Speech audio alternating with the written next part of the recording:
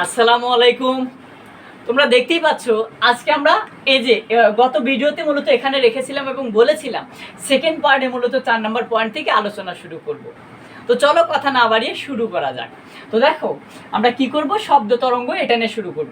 আর কেউ যদি ফার্স্ট এই ভিডিওটাই দেখো তাহলে তোমাদেরকে রিকোয়েস্ট থাকবে প্রথম ভিডিওটা দেখে আসতে। তো দেখো আমরা কি করব, ফার্স্ট ভিডিওতে আমরা এই সূত্রটা নিয়ে কথা বলেছিলাম না, তো জাস্ট এই সূত্র নিয়ে একটু কথা বলি। সেটা হচ্ছে V equal to F lambda. তো এফ ল্যামডা এই জিনিসটা আসলে কি, আমরা এফ জানি কম্পাঙ্ক, ল্যামডা হচ্ছে তরঙ্গ দৈর্ঘ্য, আর ভি হচ্ছে বেগ। তাহলে দেখো একটা তরঙ্গ এরকম পূর্ণ একটা কম্পন সম্পূর্ণ করলে সেটাকে আমরা বলি কি, কম্পাঙ্ক। অর্থাৎ পূর্ণ একটা কম্পন যখন সম্পূর্ণ করে তখন সেটাকে বলা হয় কম্পাঙ্ক।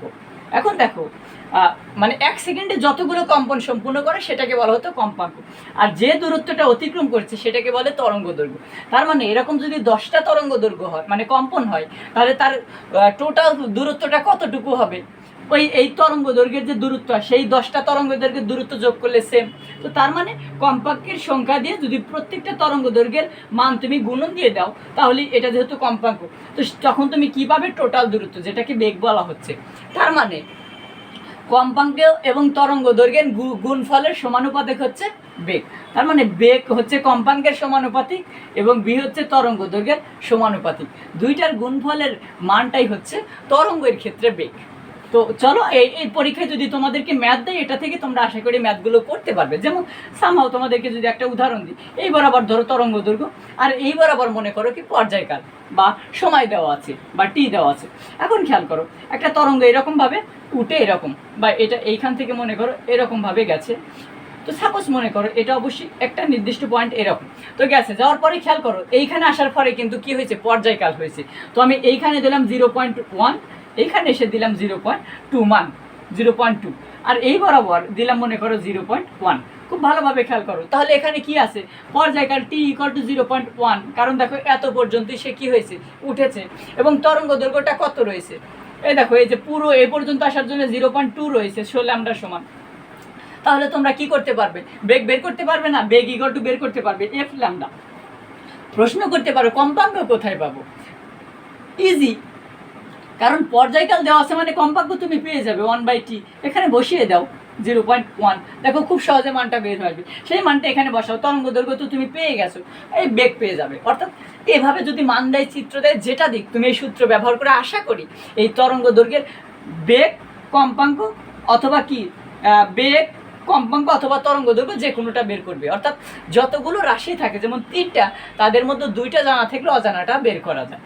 তো এই ছিল মনে করো ওই সূত্রটা নিয়ে কথা। এখন আমরা কি করব, এই পার্টটার এই শব্দ তরঙ্গ এটা নিয়ে কথা বলবো।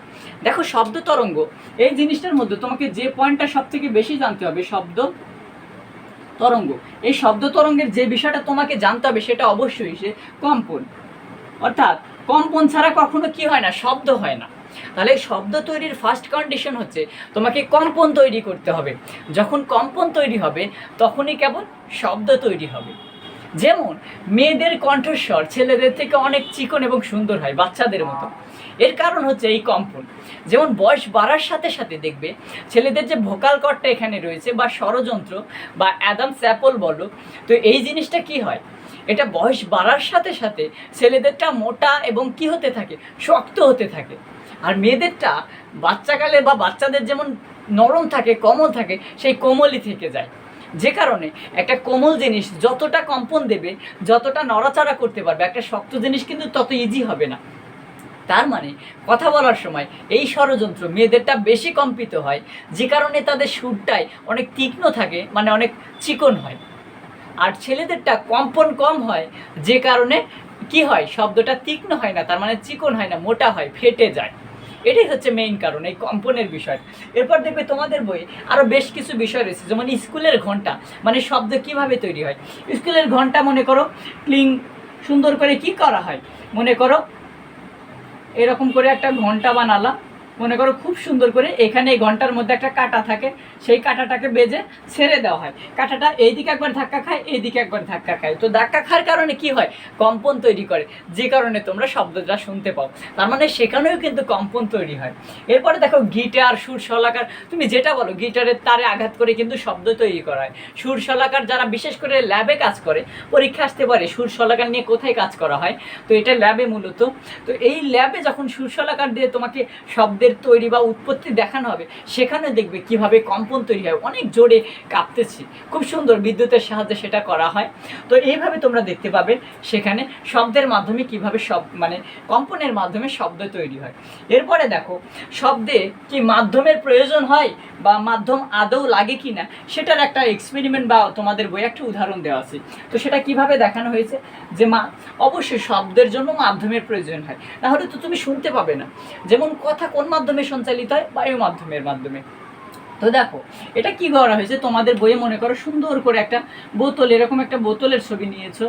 তো এই বোতলের একটা ছবি নিয়েছো, নিয়ে এর ভিতরে একটা নল রয়েছে মনে করো, যেটা দিয়ে বায়ু বাইরে বের করে দেওয়া যায়। এবং এর মাথায় মনে করো সুন্দর একটা কাঁটা রয়েছে, কাঁটা যেটাকে কি করা হচ্ছে, বাইরে থেকে একটা বিদ্যুৎ সাপ্লাই দেওয়া হচ্ছে, মনে করো বিদ্যুৎ, এই তার দিয়ে বিদ্যুৎ সাপ্লাই দিয়ে এই বোতলের ভেতরে দেওয়া হচ্ছে, যেটার ভেতরে এই বাতাসের সৃষ্টি করে এইখানে যে কাঁটারা রয়েছে, বা তুমি এটাকে সুরশলাকার ধরতে পারো, তো এই কাঁটাটা কি করছে, কম্পনের সৃষ্টি করে, যে কারণে মনে করো এই বোতলের ভেতরে যে শব্দ তৈরি হচ্ছে সেটা তুমি শুনতে পারবে। কিন্তু ধীরে ধীরে যদি তুমি এই বোতল থেকে বাতাস বের করে নিয়ে আসো, দেখবে শব্দের সাউন্ডটা কমে যাচ্ছে। আসলে কি সাউন্ডটা কমে যাচ্ছে না, তুমি তো সেম পরিমাণ বিদ্যুৎ সরবরাহ করছে, কম্পনও সেমই হচ্ছে, তাহলে শব্দ ধীরে ধীরে কমে যাচ্ছে কেন? এবং সেটা বোঝার আর একটা উপায়, পুরো বাতাসটাকে যদি তুমি বাইরে বের করে নিয়ে আসো, তখন দেখবে এর ভেতরে কাঁটাটা ঠিকই কাঁপছে, কিন্তু কোনো শব্দ তুমি শুনতে পাচ্ছ না। এর কারণ হচ্ছে যে আসলে এখানে তখন আর কোনো মাধ্যম নেই, অর্থাৎ বায়ু মাধ্যমটাও নেই, একদম ভ্যাকুয়াম বা বায়ু শূন্য অবস্থা হয়ে গেছে, যে কারণে শব্দ তৈরি হলেও সেটা সঞ্চালিত হতে পারছে না, যে কারণে তুমি সেটা শুনতেও পাচ্ছ না। তো এই পরীক্ষার মাধ্যমে এটাই একদম মানে তোমাকে বোঝানোর চেষ্টা করা হয়েছে যে শব্দ সঞ্চালনের জন্য অবশ্যই একটা মাধ্যমের দরকার। যেমন তোমরা সূর্যের আলো সালোক সংশ্লেষণের যে পরীক্ষা বা প্রয়োজন আছে, যেমন বায়োলজি বইয়ে কী করেছো, একটা বোতলে বা একটা পাতা ঢেকে রেখেছো যেটা সূর্যের আলো পৌঁছতে না পারে, দেখবে সেখানে সাদা হয়ে যায়। তো সেই এক্সপেরিমেন্টটা এই এক্সপেরিমেন্টের মতোই এখানে বোঝানো হয়েছে শব্দ সঞ্চালনের জন্য মাধ্যমের প্রয়োজন, আর ওখানে বোঝানো হয় সালোক সংশ্লেষণের জন্য সূর্যের আলোর প্রয়োজন, বা তোমার সবাদ শোষণ অবাধ শোষণের ক্ষেত্রে ওই জিনিসটা দেখানো হয়। এখন দেখো এই শব্দ আমরা এক্স্যাক্ট কখন শুনতে পাবো আর কখন শুনতে পাবো না, তো এই জিনিসটা তোমাদের বইয়ে খুব সুন্দর করে দেখবে ব্যাখ্যা দেওয়া আছে। শব্দের আমরা জানি কি, শব্দের একক কি, হার্স মানে কম্পাঙ্ক।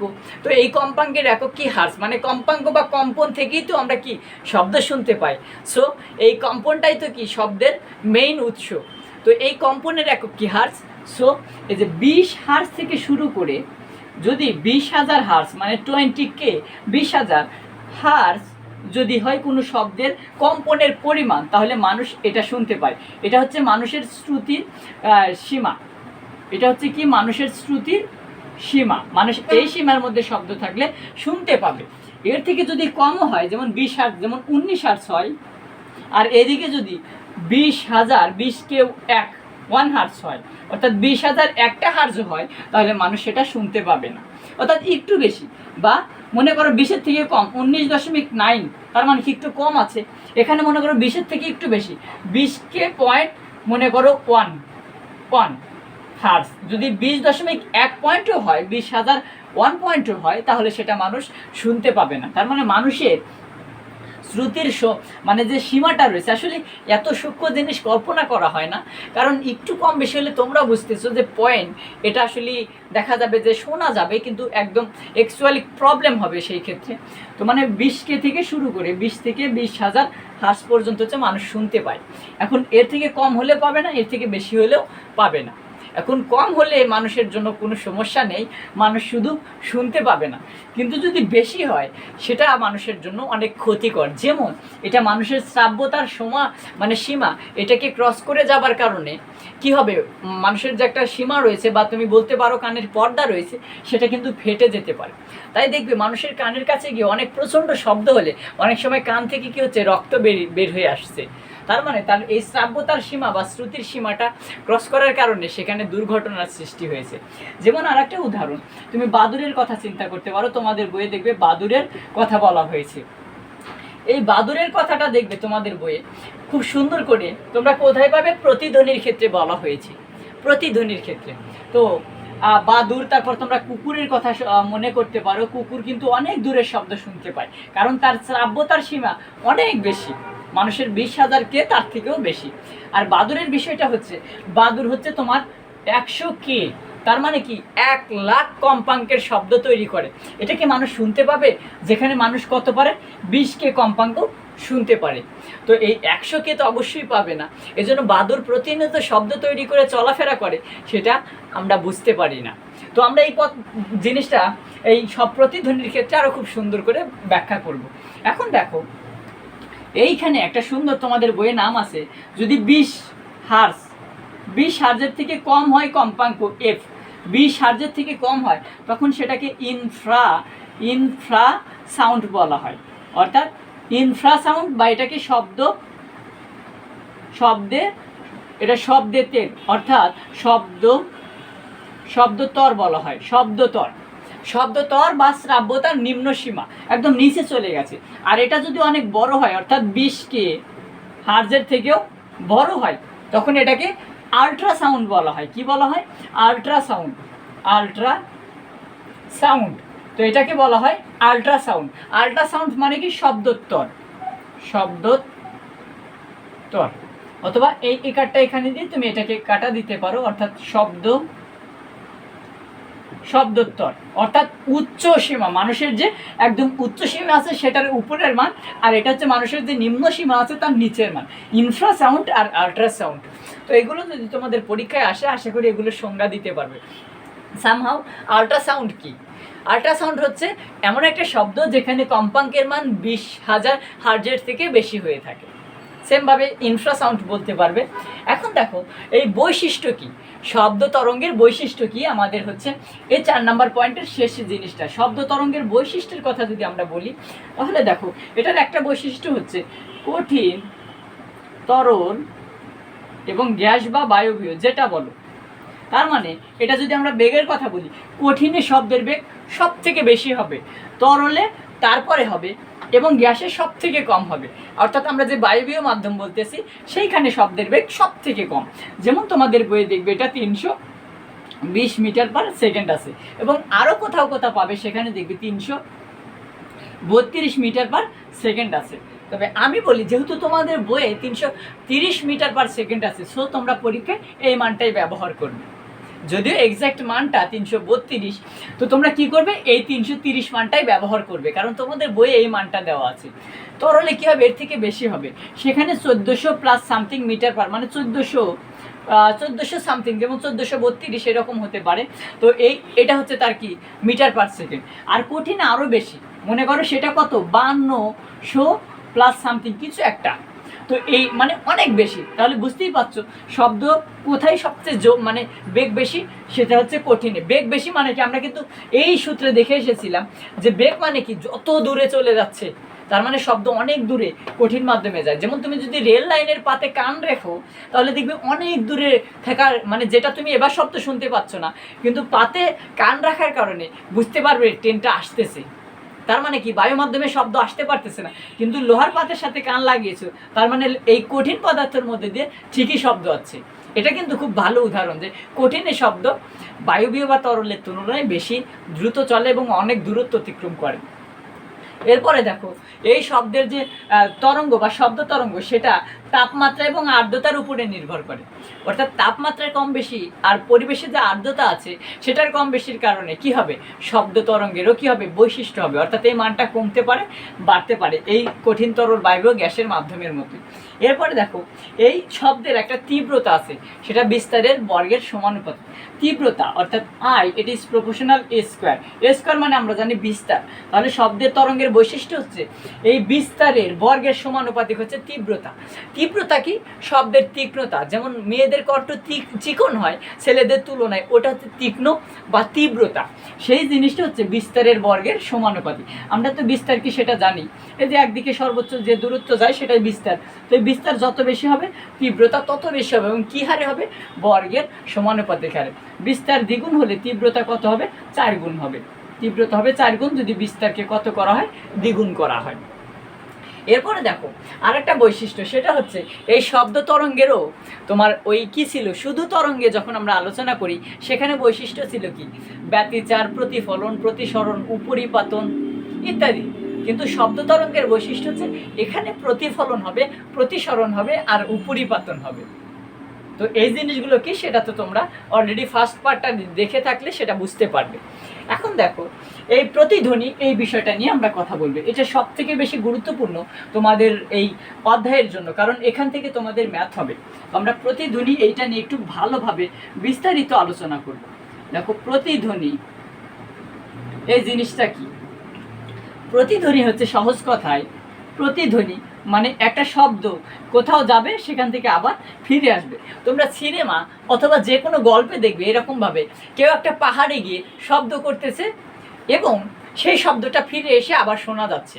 দেখবে অনেক রোমান্টিক সিনেমায় এরকম কিছু ভিউ দেখানো হয় যে তুমি একটা আওয়াজ করো, সেই আওয়াজটা যদি ফিরে আসে তাহলে তোমার এই কথাটা কাজে লাগবে। তো আসলে এক্স্যাক্ট ওগুলো আলাদা বিষয়, কুসংস্কার না অন্য কিছু। তো আমরা এখানকার জাস্ট প্রতিধ্বনি এই জিনিসটা খেয়াল করবো। তার মানে তুমি কোর কথা চিন্তা করতে পারো, কোর মধ্যে তুমি মুখ রেখে শব্দ করো, দেখো সেই শব্দটা রিটার্ড আসে। তার মানে কোন একটা সাউন্ড কোন একটা মাধ্যমে বাধা পেয়ে যেখান থেকে তৈরি হয়েছিল ঠিক সেখানে যখন আবার ফিরে আসে তখন সেটাকে বলে প্রতিধ্বনি। তো তোমার বইয়ে যদি পরীক্ষায় প্রশ্ন আসে প্রতিধ্বনি কি, তখন তুমি বলবে যে শব্দের যেখান থেকে উৎপত্তি সেখান থেকে অন্য একটা মাধ্যমে গিয়ে আবার বাধাপ্রাপ্ত হয়ে সেই উৎপত্তির জায়গায় আবার ফিরে আসলে নতুন করে সেই শব্দটা যে আবার শোনা যায় বা শব্দের ধ্বনিটা আবার নতুন করে যে শোনা যায় তাকে বলা হয় শব্দের প্রতিধ্বনি। এখন হচ্ছে এই পরীক্ষা যখন ম্যাথ আসে তখন তুমি প্রতিধ্বনি কিভাবে অঙ্ক করবে যে শোনা যায় কিনা, এটাকে দুইভাবে করা যাবে। দুইভাবে প্রতিধ্বনির ম্যাথ, একটা হচ্ছে সময় দিয়ে, আর একটা হচ্ছে দূরত্ব দিয়ে। খুব ভালোভাবে খেয়াল করো, দূরত্ব দিয়ে। তো এইখানে কিন্তু V equal to F lambda এটা না, এখানে দূরত্ব ব্যবহার করতে হবে। এই সূত্র ভি গুণন টি ইকুয়াল টু 2D, অর্থাৎ ভিটি ইকুয়াল টু 2D, এই সূত্রটা ব্যবহার করতে হবে। তো এখানে দেখো দূরত্বও রয়েছে এবং সময়ও রয়েছে। সো তুমি দুইটা বিষয় দিয়ে কি করতে পারো, ম্যাথ করতে পারো। যদি তুমি সময়ের কথা চিন্তা করো তাহলে খেয়াল করো 1/10 সেকেন্ড, তার মানে 0.1 সেকেন্ড। তো এই সময়টা হচ্ছে প্রতিধ্বনি শোনার জন্য সময়। তার মানে কোনো একটা জায়গায় শব্দ তৈরি হয়েছে, সেই শব্দটা আর একটা জায়গায় আঘাত পেয়ে আবার এখানে ফিরে আসার জন্য যদি কমপক্ষে 0.1 সেকেন্ড সময় নেয় তাহলে তুমি শব্দটা শুনতে পাবে। এবং এর থেকে যদি আরও বেশি সময় হয় তাহলে তুমি আরও শুনতে পাবে, কোনো সমস্যা নেই। যেমন 2 সেকেন্ড যদি সময় হয় মনে করো, তাহলে তুমি শুনতে পাবে, কারণ শুনে আসার জন্য ন্যূনতম 0.1 সেকেন্ড সময় লাগে। যেমন তুমি যদি একটা বুথের মধ্যে গিয়ে কথা বলো সেখানে কিন্তু তুমি শব্দ শুনতে পাবে না, কারণ সেই দূরত্বটা তোমার বুথের মধ্যে একটু বডি আটে, শুধু অল্প জায়গায় থাকে। সেখানে কথা বলার কারণে শব্দটা বুথের চারপাশে আঘাত পেয়ে আবার তোমার কানে ফিরে আসে খুব দ্রুত। সেখানে 0.1 সেকেন্ড সময়ও পায় না, তার থেকে কম থাকে। যেমন 0.01 দিলেই সেটা কিন্তু 0 থেকে কমে গেল, বা 0.9 দিলে তাও সেটা কমে গেল। তার মানে এইরকম 0.1 সেকেন্ড থেকে যখন সময় কম নেবে তখন তুমি প্রতিধ্বনি শুনতে পাবে না। ম্যাথ করার পরে এইটির মান যদি 0.1 থেকে বেশি হয় তাহলে তুমি শব্দ শুনতে পাবে। আরেকটা হচ্ছে দূরত্ব, এই যে ডির মান। দূরত্ব যেমন আমরা জানি শব্দের, সাধারণত বায়ুতে শব্দের বেগ কত, 330 মিটার পার সেকেন্ড, সেটা তোমার বইয়ের ভাষ্যমতে। এবং শব্দের এই ন্যূনতম দূরত্ব কতটুকু শুনতে লাগবে, 0.1 সেকেন্ড সময়। এখন দেখো, তাহলে আমরা যদি দূরত্বের হিসাব করি যে ভিটি ইকুয়াল টু 2d বা ডি ইকুয়াল টু কী হবে, D equal to VT by 2, তাহলে ভির মান আপাতত কত 330 সময় কত 0.1 এবং নিচে কত 2। খুব ভালোভাবে যদি তুমি এটা ক্যালকুলেশন করো দেখবে 16.5, তার মানে 16.5 মিটার। যেহেতু শব্দের বেগটা মিটারে, মানে শব্দের বেগটা যে এককে হবে দূরত্বটা ঠিক সেম এককে হবে। তোমার খুব ভালোভাবে মাথায় রাখতে হবে এটার যে একক হবে এই যে দূরত্বটা এটার এককও সেমই হবে। তো 16.5 মিটার, তার মানে স্বাভাবিকভাবে বায়ুতে তাপমাত্রা যেমন বা বায়ুর তাপমাত্রা যেমন 0 ডিগ্রি সেলসিয়াস যদি আমরা ধরি, সেখানে শব্দের বেগ 330 মিটার পার সেকেন্ড। তো সেই স্বাভাবিক বায়ুর তাপমাত্রায় আমরা আগেই দেখেছিলাম তাপমাত্রার উপরে শব্দ নির্ভর করে। তো স্বাভাবিক তাপমাত্রায় বায়ুতে তোমাকে একটা শব্দের প্রতিধ্বনি শুনতে হলে যেখান থেকে শব্দ তৈরি হয়েছে সেখান থেকে যেখানে আঘাত পাবে তাদের মধ্যবর্তী দূরত্ব ন্যূনতম কত হতে হবে 16.5, মানে 16.5 16.5 মিটার যদি ন্যূনতম দূরত্ব হয় তাহলে তুমি শব্দ শুনতে পাবে, এবং এর থেকে বেশি হলেও শুনতে পাবে। কিন্তু যদি কম হয়, যেমন 16.4 হয়, তাহলে তুমি শুনতে পাবে না। খুব ভালোভাবে খেয়াল করবে। তার মানে দূরত্বটা যদি কি হয়, এই যে খেয়াল করো 16.5 বা তার থেকে বেশি হয় তাহলে তুমি শব্দ শুনতে পাবে, অন্যথায় পাবে না। আর একটা সময়ের কথা যদি বলো তাহলে 0.1 সেকেন্ড থেকে শুরু করে বা তার থেকে যদি বেশি হয় তাহলে তুমি প্রতিধ্বনি শুনতে পাবে। এই দুইটা বিষয়ে তুমি যদি খুব ভালোভাবে খেয়াল রাখো তাহলে প্রতিধ্বনির অঙ্ক তুমি ইজিলি পারবে। যেমন তোমার আরেকটা জিনিস এইসব অঙ্ক করতে লাগবে, সেটা হচ্ছে প্রতি ডিগ্রি সেলসিয়াস তাপমাত্রার জন্য শব্দের বেগ কতটা চেঞ্জ হয়। যে 1 ডিগ্রি সেলসিয়াসের জন্য শব্দের বেগ কত 0.6 মিটার পার সেকেন্ড। মনে করো এখন যদি তোমার তাপমাত্রা 30 ডিগ্রি সেলসিয়াস দিয়ে দিল, তখন শব্দের প্রতিধ্বনি শোনা যাবে কিনা তখন দেখো। এবং এদের মধ্যবর্তী মনে করো যেখানে শব্দ সেখান থেকে যেখানে আঘাত পায় তার মধ্যবর্তী দূরত্ব 18 মিটার সাপোজ সামহাও। এখন 30 ডিগ্রি সেলসিয়াসে এই শব্দটা শোনা যাবে কিনা, তাহলে 30 ডিগ্রি সেলসিয়াসে শব্দের বেগ কত হবে, 30 ডিগ্রি সেলসিয়াসে 1 ডিগ্রির জন্য 0.2 সেকেন্ড, সো 30 গুণন 0.6, এই যে গুণন দিলে এখানে কত আসবে, এখানে একটা ভ্যালু আসবে, মনে করো 18 বা এরকম সামথিং কিছু একটা ভ্যালু আসবে। যেমন তুমি এটা কি করো 30, এটা 6 উপরে নিচে এটা উঠে দেওয়ার কারণে 10 আসবে, 3 10 30, সো 3 6 18, তার মানে 18 মান আসবে। সো 18-র সাথে তোমার কি করতে হবে, 18-র সাথে বায়ুর স্বাভাবিকটা শব্দের বেগ কত 330, তার মানে তোমার 330 যোগ ওই 18, তাহলে কত হবে খেয়াল করো, তাহলে 330 আর 18 40 48 হবে, তার মানে 348 হয়ে গেল। সো এই 348 দিয়ে তোমার এখন কি করতে হবে, বেগটা হবে কত শব্দের, তাহলে সূত্রটা কি ভিটি ডিভাইডেড 2 ইকুয়াল টু ডি। তাহলে এখন ভির মান হবে 348, টির মান তো তোমার 0.1 সেকেন্ড। তাহলে এটাতে ক্যালকুলেশন করো, যদি মানটা 18-র থেকে ছোট হয় তাহলে শব্দ শোনা যাবে না, আর যদি বড় হয় তাহলে শোনা যাবে, অথবা 18 হলেও শোনা যাবে। যেমন যদি জোর ছাপো সামহাও 17.9 এসেছে তাহলে শব্দ শোনা যাবে না। আরও যদি কম হয় 16.5 তাহলে তো আরও শোনা যাবে না, 17 হলেও শোনা যাবে না। কিন্তু 18 অথবা 18.1 বা 18 থেকে বেশি 19 হলেও শব্দটা শোনা যাবে প্রতিধ্বনি। আশা করি এরকমভাবে প্রতিধ্বনি রিলেটেড যে কোনো অঙ্ক আসলে তোমরা করতে পারবে। যেমন এখন আমরা বাদুড়ের কথাটা যদি বলি, যে বাদুড় আমরা জানি কত 1 লাখ কম্পাঙ্কের শব্দ তৈরি করে, যে কারণে মানুষ শুনতে পায় না। এখন খেয়াল করো, এত কম্পাঙ্কের শব্দ তৈরি করে তার মানে কি, সে অনেক দূরে যেতে পারে, কারণ কম্পাঙ্ক বাড়লে আমরা জানি শব্দের বেগ বাড়ে, তার মানে তার অতিক্রান্ত দূরত্বও বাড়বে। তো দেখো তাহলে কি হয়, তাহলে এই উচ্চ কম্পাঙ্কের শব্দ তৈরি করার কারণে সেই জিনিসটা কি করবে, একটা জায়গায় যে অবশ্যই বাধা পাবে, সামনে যেখানে বাধা থাকবে সেখানেই বাধা পাবে। তো অনেক দূরে যদি থাকে, বাদুড় যেখানে যাত্রা শুরু করে সেখান থেকেই শব্দ তৈরি করে দেয়, যে কারণে আশেপাশে যত দূরে থাকুক শব্দটা যে ফিরে আসে। তো কত দূরে যাচ্ছে সেখান থেকে আঘাত পাওয়ার পরে বাদুড় কিভাবে দূরত্ব নির্ণয় করে, কত দূরে বাধাটা আছে, সেটা হচ্ছে এই শব্দটা যখন উৎপত্তি করলো তারপরে ফিরে আসতে কত সময় নিচ্ছে, কত দূরে যাচ্ছে, এটা তো বাদুড় আগেই বুঝতে পারবে না। শুধু খেয়াল করবে যে ফিরে আসতে কত সময় নিচ্ছে সেটার অর্ধেক সময় বা অর্ধেক সময়কে ক্যালকুলেট করে, আসলে বাদুর তো আমাদের মতো সময় ক্যালকুলেশন করে না, তাই না? তো সে কি করে, শব্দের প্রতিধ্বনি ফিরে আসতে কতটুকু সময় নিচ্ছে তার উপর আন্দাজ করে সে তার ওই দূরে থাকা বস্তুর অবস্থান নির্ণয় করে, এবং সে কোনো রকম বাধা ছাড়াই কি করতে পারে, দিনে চলাফেরা করতে পারে। তো মূলত বাদুড় এভাবে কি করে, শব্দের প্রতিধ্বনি ব্যবহার করে খুব সহজে চলাচল করে। তো আশা করি, কিন্তু আমরা সেই শব্দ প্রতিনিয়ত শুনতে পাই না। বাদুড় কিন্তু সবসময় শব্দ তৈরি করে, কারণ সেটা অনেক কম্পাঙ্কের হয়। তো এই ছিল প্রতিধ্বনি। এখন দেখো শব্দের ব্যবহার, খুব একটা সুন্দর এগুলো। যেমন ফার্স্ট ব্যবহার রয়েছে তোমাদের বইয়ে ত্রিমাত্রিক সিসমিক সার্ভে। ত্রিমাত্রিক সিসমিক সার্ভে এটা হচ্ছে একটা খুব ভালো একটা প্রক্রিয়া। সেটা হচ্ছে বিশেষ করে মাটির বা ভূ অভ্যন্তরে বা গভীরে আদৌ কোনো খনিজ পদার্থ আছে কিনা।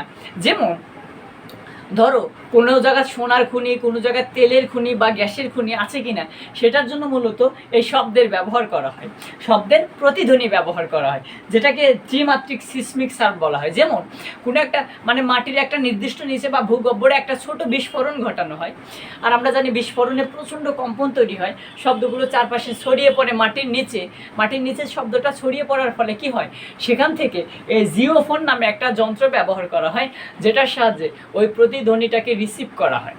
রিসিভ করে দেখা হয় কোন জায়গা থেকে কত দূর থেকে শব্দগুলো ফিরে আসছে এবং তাদের সাউন্ডগুলো কেমন, তীক্ষ্ণতা কেমন। এর কারণ সেই মাধ্যমটা যদি গ্যাসীয় হয় সেখান থেকে ফিরে আসতে অনেক টাইম লাগবে, সেখানে তীক্ষ্ণতাটা একটু একরকম হবে। তরল থাকলে সেখানে তীক্ষ্ণতা একরকম, এবং কঠিন থাকলে অনেক বেশি তীক্ষ্ণ হবে। তো এই সব তীক্ষ্ণতা আর ফিরে আসতে সময় কত লাগে এর উপর ভিত্তি করে গবেষকরা বুঝতে পারে যে ওই জায়গায় ফাঁকা জায়গা, তার মানে ওখানে গ্যাস রয়েছে। এখানে অনেক ভারী জায়গা, তার মানে ভারী, যেমন ধরো সোনা এরকম কিছু একটা থাকতে পারে বা লোহা থাকতে পারে।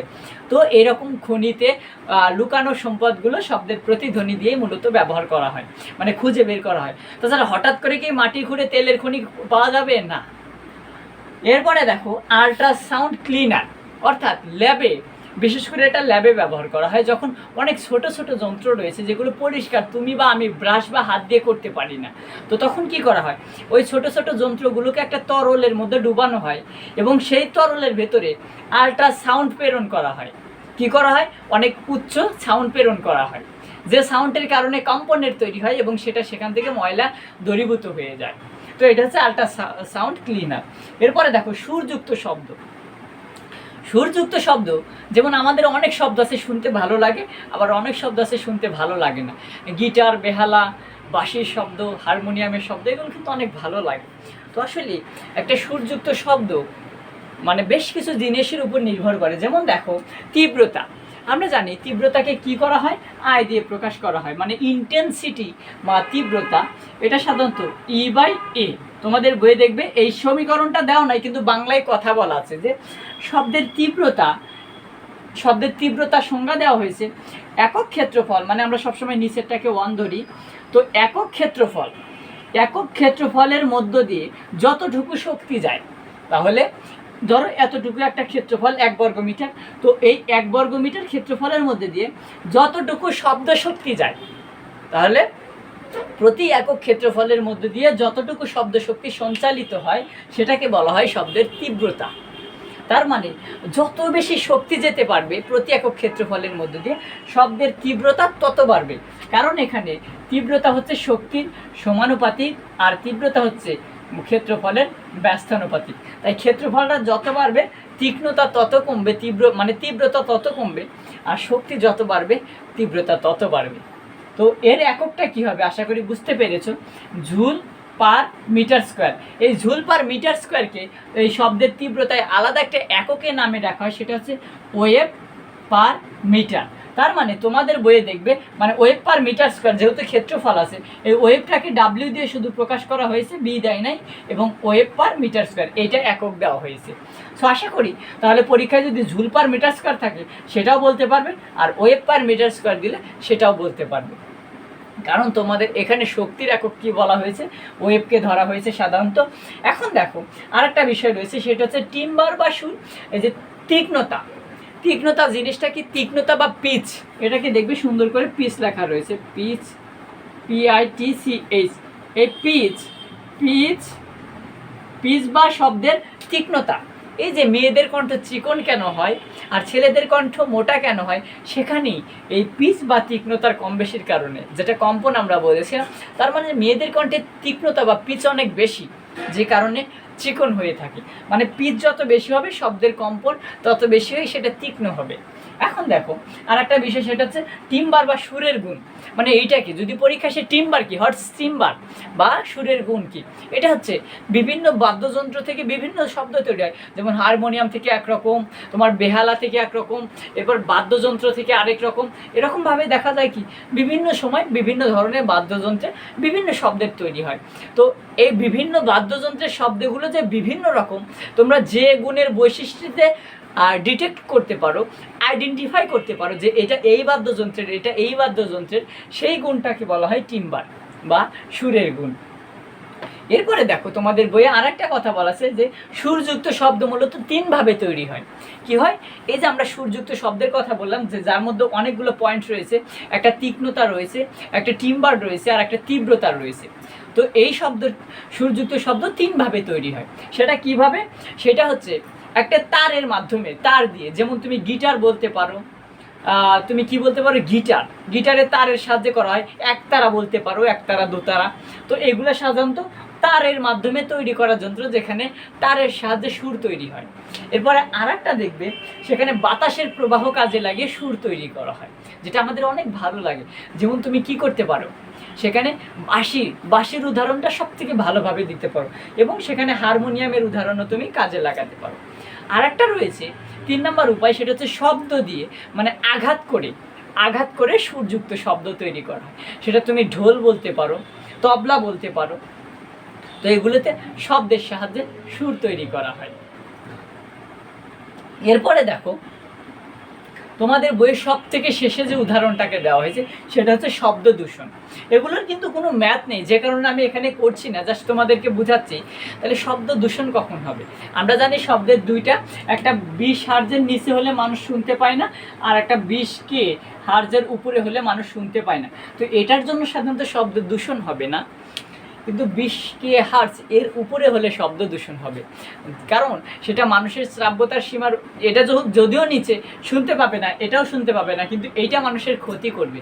অর্থাৎ শব্দের সীমা যদি উপরে চলে যায় মানুষের সাধারণত ধারণ ক্ষমতার উপরে, তখন মানুষ এটা শুনতে পায় না ঠিকই, কিন্তু মানুষের অনেক ক্ষতি করে। এটা তোমরা আরও ভালোভাবে বুঝতে পারবে।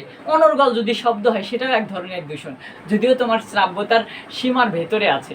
যেমন যদি কারো বাসা রাস্তার সাইডে হয়, বা রেল লাইনের পাশে হয়, অথবা শহরে হয়, দেখবা অনেক বেশি শব্দ হয়, এবং এই মানুষগুলোর শ্রুতি সীমা কী হয়, অনেক কমে যায়। কারণ অনর্গল শব্দ শোনার কারণে তার এই ধারণ ক্ষমতাটা ধীরে ধীরে ড্যামেজ হতে থাকে। সো শব্দ দূষণের জন্য কি হতে পারে, বেশি জোরে গাড়ির হর্ন বাজানো, উচ্চস্বরে মাইক বাজানো, বেশি জোরে কথা বলা, এরকমভাবে ইত্যাদি, স্পিকারটাকে অনেক জোরে অন করে রাখা, এসব উপায়ে, নানা উপায়ে শব্দ দূষণ হতে পারে। আমরা যদি শব্দ দূষণকে প্রতিরোধ করতে চাই, তাহলে দেখবে তোমাদের বইয়ে বলা হয়েছে যে এর বিরুদ্ধে একটা আইন তৈরি করা দরকার, একটা রুলস তৈরি করা দরকার, এবং তারপরে যেটা দরকার, সেই রুলসটাকে অবশ্যই বাস্তবায়ন করা দরকার। কারণ যদি রুলস তৈরি করে তুমি বাস্তবায়ন করতে না পারো, তাহলে তো সেই রুলসের কোনো ভ্যালু নেই, তাই না? কোনো মানে নেই। তো আমরা শব্দ দূষণের কারণগুলো জানবো, জেনে অবশ্যই সেইগুলো থেকে নিজেদেরকে বিরত রাখবো। এতে নিজে যেমন সেফ থাকবো এবং অন্যদেরকে সেফ থাকতে সাহায্য করবো। কারণ শব্দ দূষণ হলে মানুষের স্বাস্থ্যের উপর অনেক বড় প্রভাব পড়ে। যেমন তোমার মেজাজ খিটখিটে হয়ে যেতে পারে, অল্পতেই কেউ কিছু বললে তুমি রেগে যেতে পারো, তোমার স্বাস্থ্য শুকিয়ে যেতে পারে, এবং তুমি কি করতে পারো, মানসিকভাবে বিপর্যস্ত হয়ে পারো। এবং এভাবে তুমি ধীরে ধীরে কি হতে পারো, তোমার যে ধারণ ক্ষমতা বা শোনার যে একটা সীমা রয়েছে, সেটা নষ্ট হয়ে যেতে পারে। তুমি ধীরে ধীরে কী হয়ে যেতে পারো, বয়রা, বা কী হয়ে যেতে পারো, যেটা কানে না শোনা যায়, সেরকম একটা প্রবলেম তোমার হতে পারে। তো এরকমভাবে বিভিন্ন, যেমন উচ্চ যাদের প্রেশার, তাদের ক্ষেত্রে প্রবলেম হতে পারে। তো এরকমভাবে দেখা, যারা হার্টের রোগী আছে তাদের প্রবলেম হতে পারে। তো এই সব মিলে কি করা যাবে, এই শব্দ দূষণগুলো আমাদেরকে প্রতিহত করতে হবে, কারণগুলো জানতে হবে। তো এই ছিল মূলত তরঙ্গ ও শব্দ, এই অধ্যায়ের টপিকসগুলোর মোটামুটি আলোচনা।